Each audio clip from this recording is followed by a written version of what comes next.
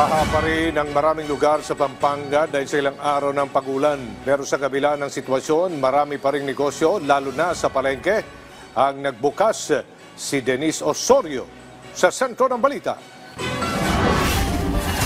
Sa halos isang linggo na walang tigil ang ulan, mataas pa rin ang baha sa Masantol, Pampanga. Pero business as usual pa rin ang mga residente, lalo na sa palengke. Patuloy pa rin ang pagbebenta ng gulay, isda at kakanin sa gilid ng kalsada na mistulang ilog na. Ang iba, namamasada na gamit ang mga bangka.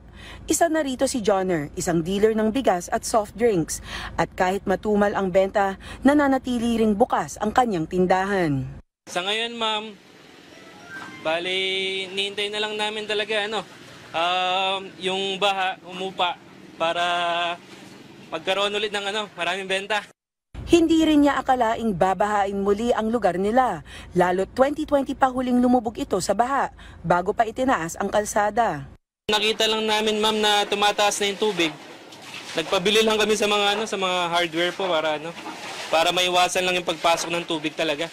Pero hindi rin maiwasan yung sa loob kasi yung sibol ng tubig kasi nakapalibot na eh. Si JR naman na may-ari ng maliit na lechonan, namamasada rin gamit ang bangka ng kaibigan para may pagkakakitaan dahil lubog na rin ang kanyang pangunahing pinagkakakitaan. Naghahanap ng pera para may mabili ng pagkain.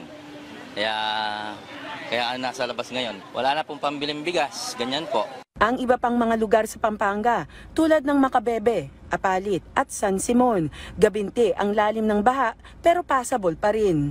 Ang ilang mga establishment open pa rin kahit na pinasok ng baha. Idineklara ng under state of calamity ang buong Pampanga kahapon dahil sa pananalasa ng mga bagyong Bising, Krising, Dante at Emong.